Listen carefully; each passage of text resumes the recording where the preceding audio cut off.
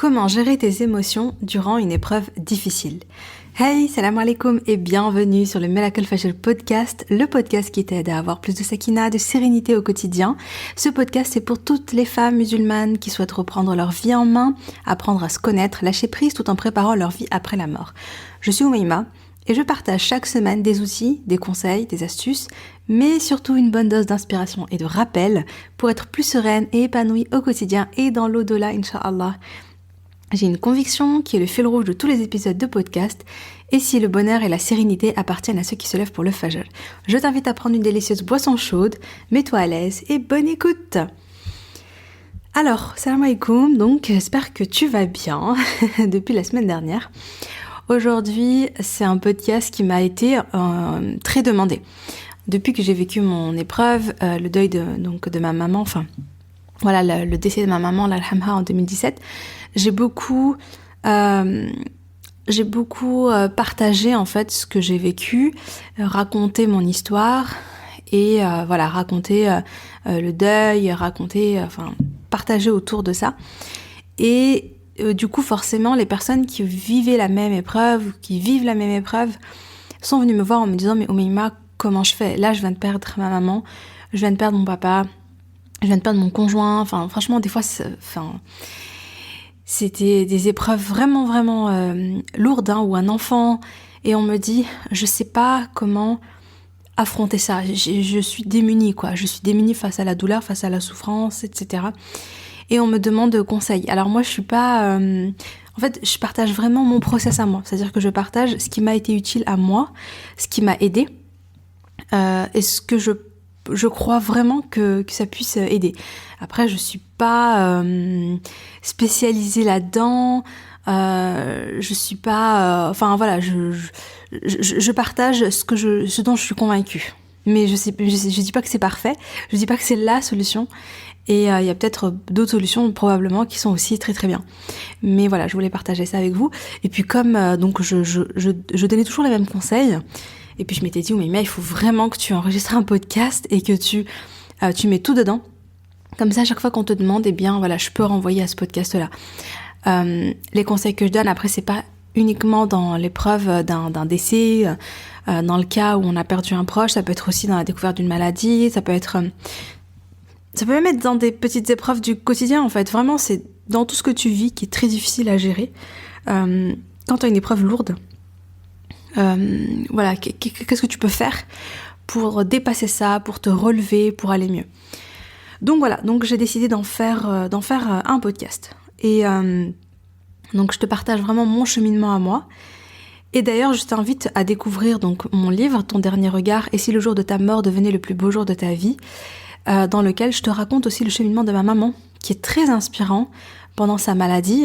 D'ailleurs, tu peux découvrir l'extrait où je lui annonce le cancer. Enfin, je lui annonce, non, c'est pas moi qui lui annonce, mais j'en dis pas plus. Où on lui annonce le cancer et comment elle a réagi face à cette nouvelle bouleversante. C'est très inspirant de voir vraiment sa première réaction face à ça. Moi, franchement, je pense pas que j'aurais réagi comme elle, mais c'est vrai que ça te pousse à voir les choses de manière différente. C'est vraiment l'objectif de mon livre, c'est ça, c'est vraiment de changer ta vision sur la maladie, sur le deuil, sur la mort, etc. Donc voilà, je te mettrai l'extrait en question si tu le souhaites en description. Que tu peux, que tu pourras télécharger. Et sinon, bien sûr, je te mettrai le lien pour le livre si tu veux te le procurer. Donc, mon premier conseil, qui est le plus important, et moi je suis extrêmement reconnaissante envers la personne qui m'a donné ce conseil, parce que on me l'a donné assez peu de temps après la mort de ma mère. Rizlen merci si tu passes par là, vraiment. Qu'Allah te récompense et qu'Allah te préserve. Elle m'a dit, Oumaima, quand tu craques, quand t'es pas bien, ne reste jamais seule. Ne craque jamais toute seule. Mais connecte-toi à Allah. Dès que tu sens que ça va pas, t'es en lien avec Allah. Tu dois pas souffrir toute seule. Tu dois souffrir en implorant l'aide d'Allah, en étant avec Allah. Faut comprendre un truc, c'est que la souffrance psychologique, c'est vraiment difficile. C'est pas, ça passe pas avec du Doliprane, quoi. Bon, je dis pas la souffrance physique aussi, c'est pas évident. Mais Disons que pour la souffrance physique, voilà, on va donner il y a des remèdes, il y a des choses. La souffrance psychologique, c'est pas évident parce que quand quand on est dedans, en fait, quand on a touché le fond, quand on est vraiment en souffrance, on a l'impression qu'il y a aucune solution, qu'il y a rien qui peut nous aider. Et c'est vraiment difficile d'affronter ça.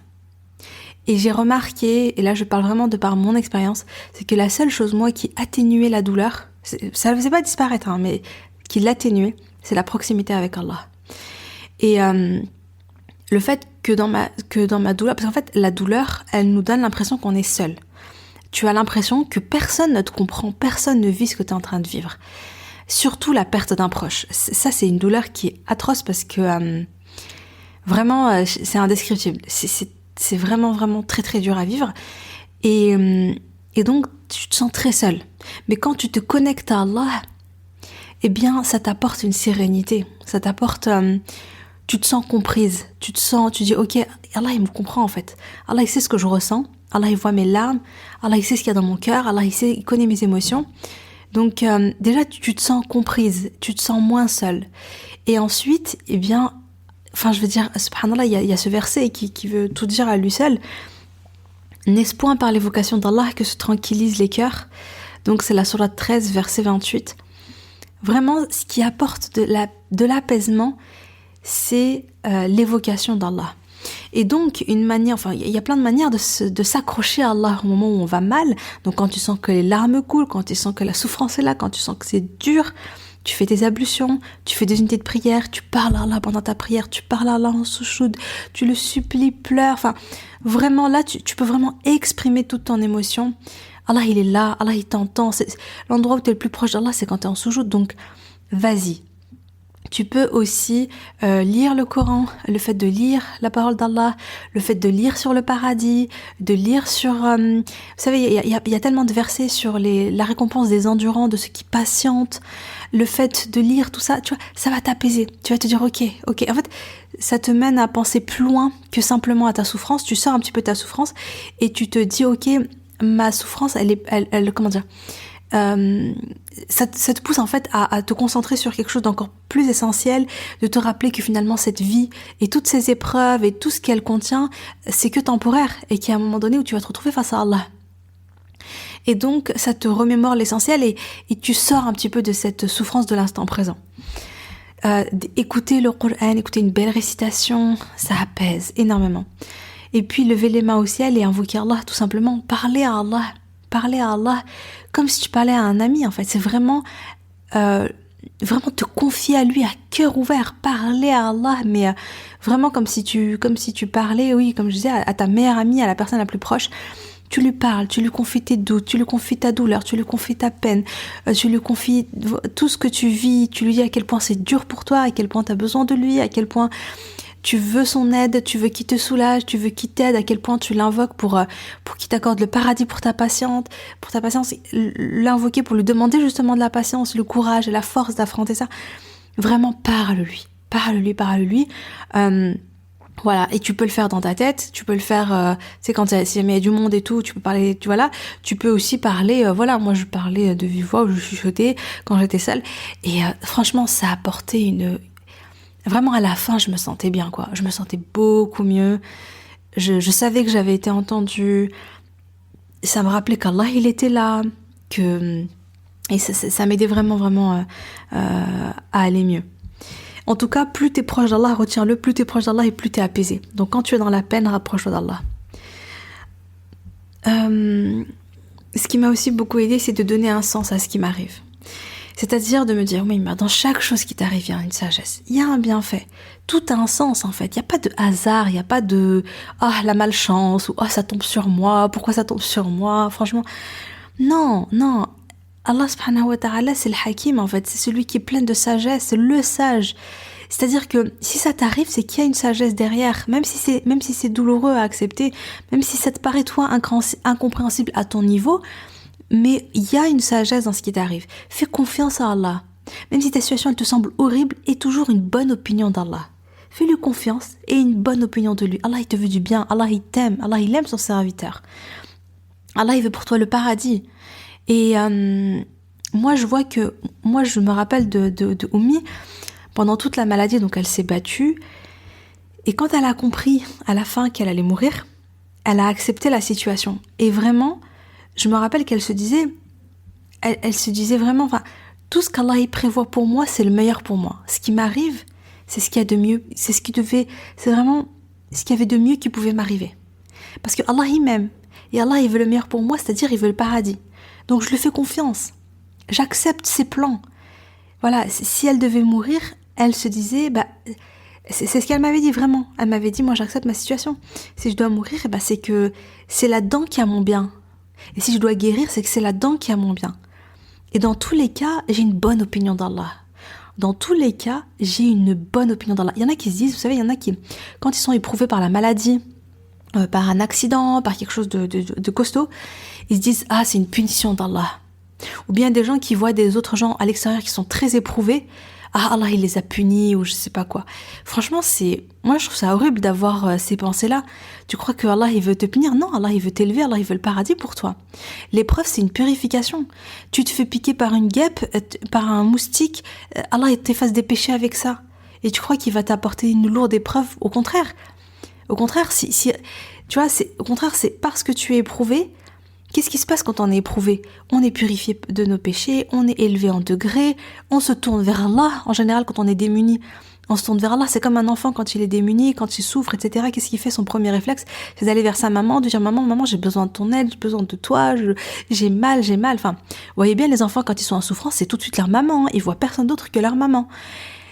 Parce qu'ils savent que vers la maman, il y a la sécurité, la maman, elle les aime, elle va être là pour l'aider, etc. Sa maman va l'aider, quoi, va tout faire pour lui.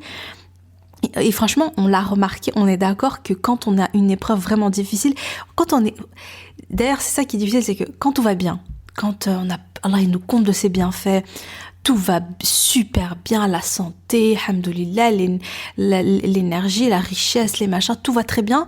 C'est là où on a tendance des fois à s'éloigner un petit peu, à être pas reconnaissant, à oublier de remercier Allah, etc.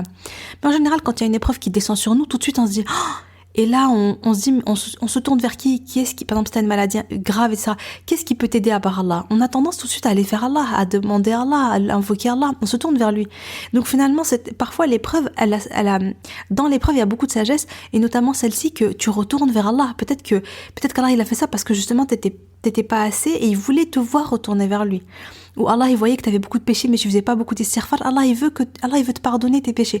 Parce qu'Allah, ce qu'il veut pour toi, c'est que, c'est pas que cette vie soit une vie où tout est rose, il y a aucune épreuve, il se passe rien, nanana. Non, Allah, il veut pour toi le paradis, en fait. Il veut pour toi le paradis. Et donc, parfois, il va t'éduquer vis-à-vis avec certaines épreuves, ou il va te purifier, etc. Moi, j'ai vraiment le souvenir de l'ami de ma maman qui est décédée, Allah yarhamha, et qui a dit, je sais pourquoi Allah il m'a éprouvée. Donc j'ai raconté un petit peu son histoire dans un des podcasts précédents. En fait, on a découvert chez elle une maladie incurable, et quand ils l'ont découvert, c'était déjà trop tard. Quand ils l'ont su, vraiment, elle était sur la fin, quoi. Et elle est restée quand même en vie, subhanallah, plusieurs mois. Ce qui était inattendu, hein. Je crois qu'ils s'attendaient à ce qu'elle décède au bout de quelques semaines, hein, vraiment. Mais subhanallah, Rabbi lui a laissé quelques mois, et pendant ces quelques mois, elle s'est beaucoup tournée vers Allah, elle est beaucoup retournée à Allah. Et donc elle disait, moi je sais pourquoi j'ai été éprouvée. Allah il m'a apporté cette maladie parce qu'il voulait que je retourne vers lui, il voulait que je sois purifiée de mes péchés, etc. Et donc le temps qui lui est resté, elle s'est consacrée totalement à l'adoration d'Allah. Et à la fin, Allah subhanahu wa ta'ala, il a pris son âme, et elle est décédée, et elle a une belle mort, subhanallah. Et agib, parce que vraiment, elle a eu cette conscience de dire, mais parce qu'elle, la bonne opinion d'Allah. C'est-à-dire que elle disait toujours, Allah il m'aime, Allah il me veut que du bien, en fait. Donc si ça m'arrive, c'est que Allah il a voulu pour moi le meilleur. Allah il a voulu, parce qu'elle disait, j'aurais pu mourir, elle disait, je pourrais mourir comme ça, hop, d'un accident. Mais non, je découvre que j'ai une maladie incurable, et que, etc., etc. C'est parce que Allah il m'aime, et Allah il voulait que je retourne vers lui, parce que j'étais trop dans la dunya, je pensais pas assez à lui, je faisais pas assez d'actions, je faisais pas assez de bonnes œuvres. C'est ça, en fait, vraiment de toujours garder une bonne opinion d'Allah. Et voilà, et de vraiment de s'en remettre à Allah. Je me rappelle plus ce que je disais avant. Je suis désolée, ça va me revenir. Oui, je parlais de ma Oumi, donc j'ai des notes, bien sûr. Je retourne à mes notes, mais comme j'ai fait quelques digressions. Donc voilà, donc faire confiance à Allah, se dire qu'Allah t'aime, Allah veut le meilleur pour toi, accepter ses plans. Vraiment accepter ses plans. Et moi, je me souviens que, voilà, parfois, oui, toujours avoir cette bonne opinion d'Allah dans tout ce qui arrive. Moi, je me disais, à un moment, après la mort de ma mère, quand j'allais vraiment mal, je disais, mais Allah, mais moi, je souffre tellement de son absence. C'est plus que ce que je peux supporter. Ça fait trop mal au cœur, en fait. Enfin, ça me faisait trop mal. Enfin, vraiment, j'étais à un stade où je me disais parfois, mais, franchement, alhamdoulilah, ala ni'mat l'islam, alhamdoulilah, je suis croyante et je crois en Allah et je sais tout ce que je sais parce que je me disais, mais si j'avais pas tout ça et que je viens de perdre ma mère, mais je comprends les gens qui font des folies, en fait. Je comprends les gens, qui face à une souffrance si grande, c'est grave ce que je veux dire, mais choisissent de perdre la vie, en fait, choisissent de suicider ou des choses comme ça. C'est parce qu'en fait, c'est tellement intolérable, t'as tellement l'impression que tu peux pas supporter cette souffrance, etc., que tu veux même plus vivre, quoi. T'as même plus le goût. Et alhamdoulilah, la ni'mat l'islam. Et simplement, je disais, mais Allah, j'ai l'impression que c'était plus que ce que je peux supporter. Et en fait, non, c'est pas vrai. Il y a un verset, Allah subhanahu wa ta'ala dit dans la sourate 2, verset 286, Allah n'impose à aucune âme une charge supérieure à sa capacité. Allah subhanahu wa ta'ala, tout ce si Allah t'a donné une épreuve, c'est que tu as toutes les ressources en toi pour l'affronter. Peut-être que t'en as pas conscience, mais fais confiance à Allah. Fais-toi confiance, fais confiance à Allah. Allah, il t'a placé en toi des compétences, des ressources, une force, un courage, une patience que tu n'imagines même pas. D'ailleurs, souvent les personnes me disent en privé, Mashallah, franchement, t'as grave du courage, mais t'es hyper forte et tout. Mais en fait, non, rien du tout. Mais simplement, avec l'épreuve, Allah il te donne l'épreuve et Allah il te donne la force d'affronter cette épreuve. Et il te donne la patience pour patienter face à cette épreuve. Il te donne le courage. Il te donne tout ce que tu as besoin pour affronter ça. D'accord ? C'est pas juste moi comme ça. Enfin, je veux dire, avant de vivre ça, je me serais dit non mais c'est impossible. Moi je peux pas survivre. Ma mère elle est là, je peux pas et tout ça. Mais si en fait, si tu peux survivre. Et c'est vrai. Je veux dire maintenant aujourd'hui ça fait plusieurs années et ça fait 3 ans et demi à peu près. Et voilà, je suis encore en vie, alhamdoulilah, Allah il m'a permis d'utiliser cette épreuve pour construire quelque chose de positif, à la fois pour moi, à la fois pour la communauté, etc. Donc finalement, regarde, je m'en suis remise. Pourtant, à l'époque, j'y croyais pas. Mais faire confiance à Allah. Autre chose, je me disais, mais Allah, des fois je me disais, mais pourquoi est-ce qu'Arabie il a pris l'âme de ma mère alors que ma mère elle faisait tellement de bien. En fait, ma mère était très utile. C'était une femme qui faisait beaucoup de bien autour d'elle, qui faisait beaucoup de da'wa, qui faisait beaucoup de rappels pour nous, ses enfants, pour les femmes du quartier, pour les femmes de la ville. Elle était dans l'action, elle faisait plein de choses, elle faisait beaucoup de khir. Et quelque part, le fait qu'Allah il a pris son âme, je me disais, mais en fait, tu vois, du coup, il y a un vide, du coup, on dirait que c'est beaucoup plus sombre, etc. Et moi, je me disais, mais j'ai besoin de tout ce qu'elle m'a apporté. Et après, mais en même temps, je savais, et je me disais tout le temps, je me reprenais en me disant, non, mais aie confiance en Allah. Aie confiance en Allah. Ça veut dire que, si ça s'est passé comme ça, c'est qu'il y a un bien là-dedans. Il y a un bien aussi pour nous. Il y a un bien pour elle, mais il y a aussi un bien pour nous. Peut-être que, ainsi, déjà, par rapport à moi, c'est vrai que je serais pas là en train d'enregistrer un podcast si ma mère était encore en vie. Franchement, j'aurais pas écrit un livre. J'aurais pas lancé le MFR. J'aurais même pas vraiment... j'aurais pas construit de Miracle Fajr, de tout ça. Tout ce que j'ai fait là, subhanallah, vraiment, c'est une pure conséquence de mon épreuve. Parce que s'il n'y avait pas eu cette épreuve, et même le changement que j'ai entamé en moi, à l'intérieur de moi, le travail que j'ai fait sur moi pour changer, etc., vraiment pour changer de mindset, pour changer d'état d'esprit, j'ai vraiment le sentiment d'avoir beaucoup cheminé dans ma vie, pas simplement dans ce que j'ai fait, dans ce que toi tu vois de l'extérieur, mais même intérieurement, je sens à l'intérieur que je suis plus la même Oumaima. Je suis beaucoup plus forte, je suis beaucoup plus active, je suis beaucoup plus, j'ai des objectifs, j'ai des rêves, je suis beaucoup plus dans l'action, j'ai vraiment conscience de tout ce qu'Allah m'a apporté dans ma vie, j'ai beaucoup plus de gratitude envers Allah subhanahu wa ta'ala. Enfin bref, il y a plein de choses qui ont changé. Mais tout ça, c'est une conséquence pure de mon épreuve. Et finalement, donc s'il n'y avait pas eu cette épreuve-là, mais j'aurais pas autant cheminé, il se serait pas passé tout ça en fait. Je suis même sûre que, enfin voilà, j'aurais plutôt été, voilà, il faut que je trouve un cabinet d'orthopsie, j'aurais été encore dans mes peurs, etc. Wallahu alam, on sait jamais, tu vois. Mais ce que je veux dire, c'est que finalement, oui, il y a eu beaucoup de bienfaits. Pourtant, ma mère, qui m'a apporté énormément de lumière dans ma vie, elle est plus là. Mais finalement, il y a, Allah m'a permis de créer d'autres choses, des choses que j'aurais jamais imaginé avant, subhanallah. Et peut-être que voilà, par rapport aux autres sœurs, etc., finalement, comment dire, vraiment, bref, tout ça pour dire, tout simplement, avoir confiance en Allah. Avoir confiance en Allah. Il y a un bienfait, j'ai une bonne opinion d'Allah, Allah m'aime, Allah veut pour moi le bien, Allah veut pour moi le paradis. Et dans tout ce qui m'arrive, Allah, il me donne ces épreuves-là pour voir comment je réagis aux épreuves, est-ce que je le sollicite, est-ce que je l'invoque, est-ce que je fais l'istighfar, la salat ala nabi, je me tourne vers lui, je lui demande de l'aide, comment je réagis face à mon épreuve, est-ce que je patiente, etc. Allah, il fait ça pour m'élever, pour m'éduquer, pour me purifier. Partir de ce postulat. Donc, subhanallah, oui, et puis j'ai noté une phrase qui est belle. Je l'ai écrite, c'est une citation de mon livre. Que vaut une souffrance dans ce bas monde, si ça te permet d'atteindre le paradis dans l'au-delà? Est-ce que c'est pas mieux de patienter un petit peu ici, même si c'est dur? Je sais que c'est dur, vraiment, vraiment, vraiment. Je sais que c'est hyper dur. Mais est-ce que ça vaut pas le coup de patienter là pour espérer avoir le paradis après? Et rencontrer Allah, être purifié, être élevé en degrés. Parce que voilà, se souvenir vraiment que l'objectif de cette vie, c'est pas juste d'avoir une vie idéale, sans épreuves, tout est rose. Non, l'objectif, c'est d'adorer Allah, c'est d'agir pour atteindre le paradis. Et bien sûr, être épanouie et sereine en chemin, bien sûr. Mais ça, je veux dire, être épanouie et serein, le bonheur ne dépend pas des événements extérieurs. Ok ? Le bonheur, ça dépend de ta foi, de ta relation à Allah et du regard que tu portes sur ces événements.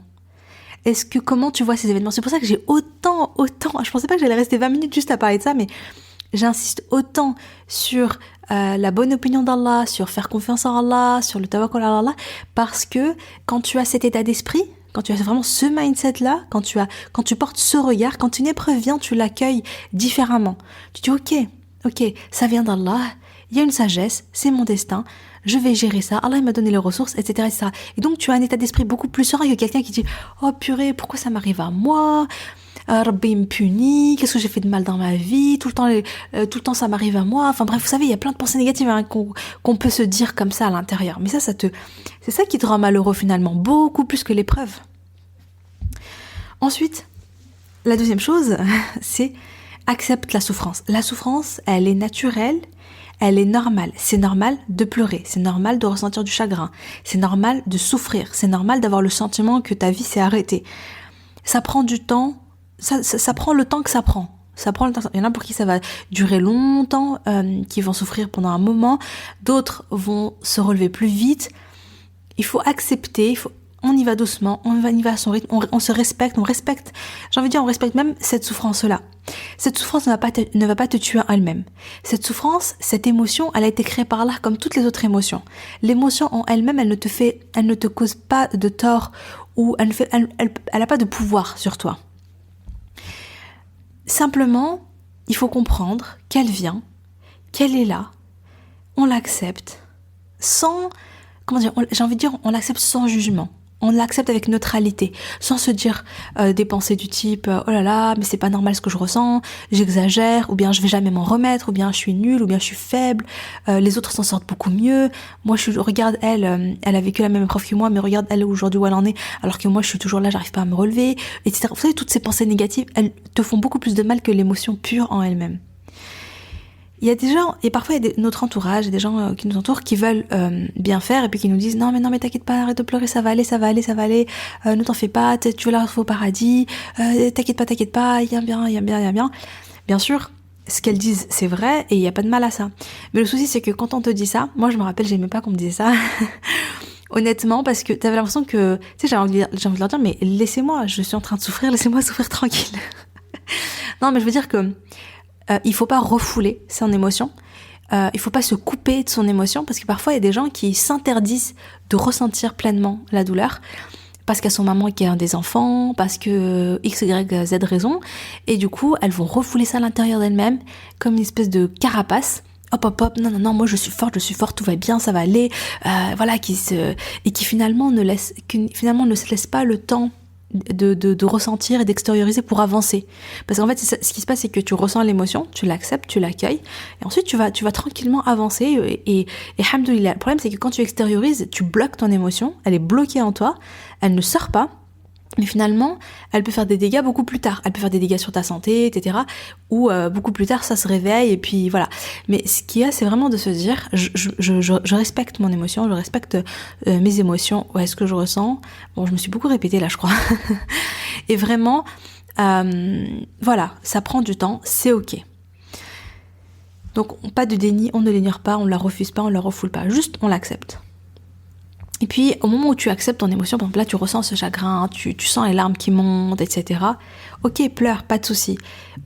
Observe comment l'émotion réagit à l'intérieur de ton corps. Qu'est-ce qui se passe? Est-ce que tu as les épaules crispées? Est-ce que tu as un poids sur la poitrine? Est-ce que c'est au niveau du ventre que tu as mal? Vraiment, observe ton corps, observe ce qui se passe. Observe ce que l'émotion donc réveille en toi à l'intérieur du corps. Et ok, et c'est tout.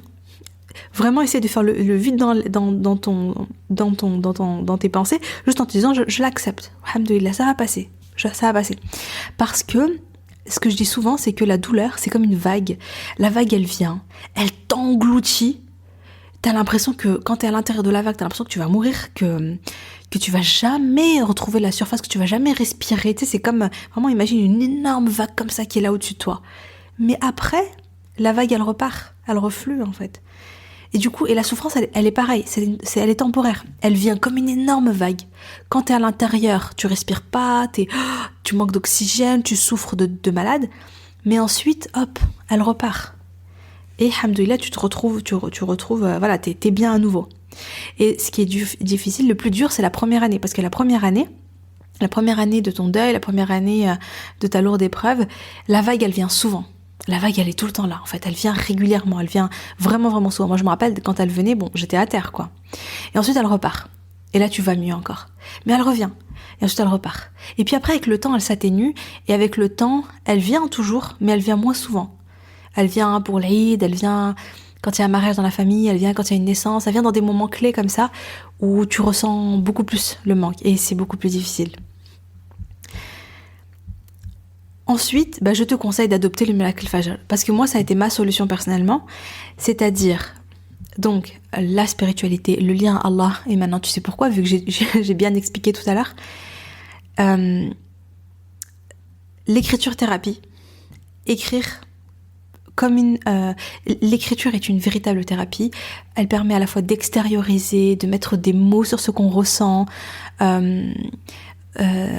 ça permet de créer une relation avec toi-même, ça te permet de prendre du recul sur ce que tu vis, ça te permet d'analyser, ça te permet d'être plus lucide. C'est un travail qui est vraiment, qui est à portée de tout le monde et qui est assez extraordinaire, subhanallah. Donc, quel bienfait, tu peux te poser la question, quel bienfait se cache dans mon épreuve? Quelle sagesse? Je dis alhamdoulilah parce que, hop, je note. Ça, c'est pour changer ton état d'esprit, pour changer la vision que tu as sur ton épreuve, sur ce que tu es en train de vivre. Je t'invite à regarder le guide du Miracle Fajr parce que j'ai donné pas mal d'exercices d'écriture. Parce qu'il y a, voilà, dans le guide, il y a un plan d'action sur 7 jours pour démarrer ta routine. Et à chaque fois, et donc je donne quelques exercices. Voilà, si tu veux aller plus loin.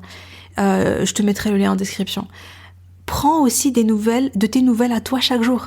Comment vas-tu, ma chérie? Tu te poses avec toi, avec un petit café, un petit chocolat chaud, et tu te dis comment tu vas aujourd'hui? Dis-moi. Et tu t'écris à toi-même, tu te parles à toi-même comme si tu parlais à ta meilleure amie, tu te rassures, tu extériorises, tu dis ce que tu ressens, avec bienveillance, avec rahma. Vraiment, tu es ta meilleure amie, tu es là pour te soutenir, pour t'aider à avancer dans cette épreuve, à affronter au mieux cette épreuve, vraiment. Tu vois ce que je veux dire? T'es là, vous êtes deux en fait. Non, tu es là pour toi. T'es pas schizo, je te rassure. Mais tu es là pour toi. Tu es présente pour toi. Il y a des gens qui sont pas là pour eux, qui se méprisent de pleurer, qui se méprisent de vivre, voilà, qui se disent ah mais t'es trop faible. Moi je me rappelle, j'ai eu une période comme ça où je me disais mais arrête, t'es tout le temps en train de pleurnicher et tout, mais allez Oumaima, sois un peu plus forte et tout ça. Enfin, je me parlais un peu comme ça, mais c'est tellement méchant. Déjà que tu vis une épreuve et en plus t'es là en train tu te soutiens même pas pour affronter cette épreuve.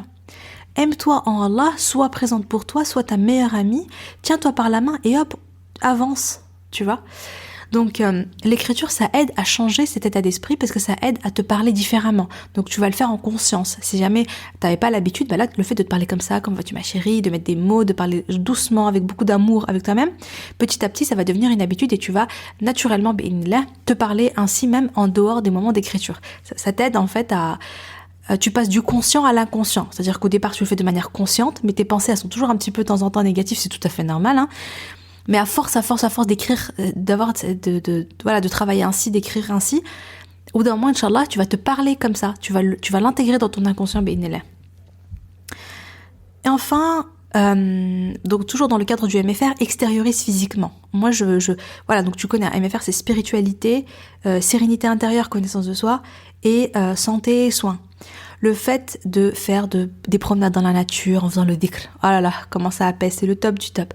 Tu fais une petite rando, tu marches, s'il y a un lac, s'il y a un parc, quelque chose comme ça fait trop du bien. La marche rapide, le cardio, fitness, enfin bref, tu fais ce que tu veux. Et ça aide à enlever les tensions physiques. Et ça aide aussi côté hormones, parce que voilà, tu vas avoir un bon taux tu vas avoir l'endorphine, ça fait du bien. Tu te sens, en fait, ton corps extériorise, hein. Et ça, on en a besoin parce que parfois on s'en rend pas compte, mais on est plein de tensions. Donc, qui dit tension, stress, tout ça, dit les hormones, cortisone, etc. Des hormones qui sont pas bonnes pour le corps quand c'est en forte dose en tout cas. Et voilà, donc bref, le fait de faire l'exercice physique, ça aide. Et puis la respiration, la cohérence cardiaque, ça aide à lâcher prise physiquement. Je te conseille de te renseigner sur la cohérence cardiaque. Il y a énormément de bienfaits. Et donc tu peux télécharger l'application Respi Relax Plus et tu verras, tu te fais 5 minutes tous les matins, tu te fais 5 minutes, tu essaies de penser à rien. Et tu inspires sur 5 secondes, tu expires sur 5 secondes. Donc avec l'application, c'est facile puisqu'il y a une boule qui monte et qui descend, tu la suis. Et tu verras que vraiment à la fin, tu sens que ton corps est beaucoup plus en paix en fait. Ça fait du bien. Bien respirer. Parce que nous, on respire mal en général. Et je te raconte pas là pendant que je fais mon podcast. j'ai l'impression qu'à chaque fois, j'ai un petit peu du mal à respirer. Je parle beaucoup, c'est normal. Donc voilà. Enfin, dernière partie. Occupe ton esprit, investis-toi dans un projet qui est plus grand que toi. Ça, c'est quelque chose dont je me suis pas rendu compte tout de suite. C'est vraiment après dont j'ai pris conscience de ça.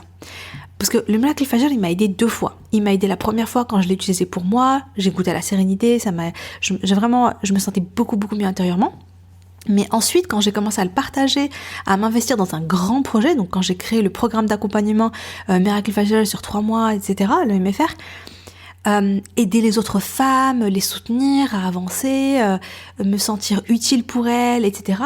Il s'est passé encore autre chose, c'est que ça m'a occupé l'esprit, c'est comme si je suis sortie de moi, de mon côté un petit peu, parfois on est un peu égoïste, quand on est dans la douleur, on est assez égoïste, on est très centré sur soi-même.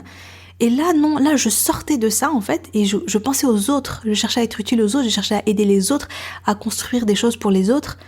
Et du coup, mes pensées se sont ouvertes vers les autres. Et là, je me suis un petit peu oubliée, mais dans le bon sens du terme. Pas je me suis oubliée, je me suis éteinte, mais j'ai oublié un petit peu mes petites souffrances, mes préoccupations. J'ai arrêté de ressasser mes petits problèmes, tout ça, parce que j'étais concentrée sur aider les autres. Mon esprit était focus sur autre chose. Et en plus, subhanallah, ça fait énormément de bien au moral je l'avais entendu, je sais plus du tout qui a dit ça, mais j'avais déjà entendu ça. Si tu veux aller mieux, aide les autres. Sois utile aux autres, subhanallah, et tu vas te sentir beaucoup mieux. Donc ça aussi, ça peut être une super solution. C'est peut-être le moment pour toi vraiment de te dire dans quoi est-ce que je peux m'investir pour aider les autres sœurs. Est-ce qu'il y a quelque chose que je peux faire pour les autres en fonction de ton domaine de compétences, de ce que tu aimes faire, etc. Chercher à être utile aux autres, ça peut être une super idée. Ou bien s'il y a un projet qui te tient à cœur, mais que jusqu'ici t'as remis à plus tard, c'est peut-être le moment de t'y consacrer pleinement, parce qu'en fait, je pense que après c'est une impression que j'ai après Allahu Alam, mais moi personnellement j'ai eu l'impression que ma souffrance, ma douleur, tout ce mal-être, c'était comme de l'énergie. c'est comme une espèce de grosse boule d'énergie que j'avais en moi et que j'extériorisais que dans les pleurs. Mais là, en me concentrant sur un grand projet qui était inspirant, qui était hyper challengeant, qui me faisait sentir utile et bien, c'est comme si j'ai utilisé toute cette énergie négative dans quelque chose de constructif et d'utile aux autres et de positif. Et donc, voilà. Et du coup, c'était soit... C'est vraiment une opinion que j'ai, wallahu alam, hein. Mais c'est comme si cette énergie, soit si tu la laisses comme ça à l'intérieur, elle te consume en fait, elle te détruit, ou alors tu peux la prendre et créer quelque chose de vraiment bien, de vraiment positif, de vraiment utile. Et voilà. Et moi, j'ai vraiment eu l'impression d'être passée de cette énergie me détruit parce que elle me fait me sentir tout le temps mal, etc. à je la sors et je vais profiter de cette énergie. Finalement, je veux vraiment je vois ça, bon, on va encore parler de la vague, mais je sais pas, c'est comme une vague, et toi t'es là, tu surfes dessus, en fait, tu dis, ok, au lieu qu'elle m'engloutit, je vais monter sur ma planche, et je vais surfer dessus, et Inch'Allah, voilà, je vais en faire quelque chose de beau, finalement. Voilà, donc c'est comme ça que je vois les choses. On arrive à la fin de ce podcast, j'espère vraiment que ça t'a plu, que ça t'a été utile. N'hésite pas à l'envoyer à une amie si tu connais une personne ou plusieurs autres personnes qui vivent des épreuves difficiles et qui le vivent mal et pour qui c'est très difficile. Voilà, n'hésite pas à leur partager et qu'Allah nous facilite à tous, qu'Allah nous donne la patience dans les épreuves. Et même si, petite parenthèse, il faut pas demander la patience. Ça, c'est un truc que ma mère m'avait dit. Il faut pas invoquer Allah en demandant « Ya Allah, donne-moi la patience », juste comme ça. Parce que si tu demandes la patience, tu l'as avec l'épreuve. Donc tu demandes, en fait, c'est comme si tu demandais l'épreuve. Mais quand tu es dans l'épreuve, tu demandes la patience. En tout cas, voilà, je suis ravie d'avoir fait ce podcast, ça faisait longtemps, ça me tenait à cœur. Si tu veux me soutenir, m'encourager, n'hésite pas à me mettre une note sur la plateforme d'écoute ou me laisser un commentaire. Ah d'ailleurs, j'étais super contente parce que j'ai été voir sur Apple Podcast et j'ai vu qu'il y avait plein de super commentaires. J'étais un peu déçue parce que je peux pas répondre, ça c'est un peu nul, mais j'étais super contente de vous lire et un grand merci pour celles qui l'ont fait. Franchement, c'est adorable, c'est hyper gentil à vous. Alors, Voilà, donc sur ce, je te dis à jeudi prochain, Inch'Allah. Salam alaikum.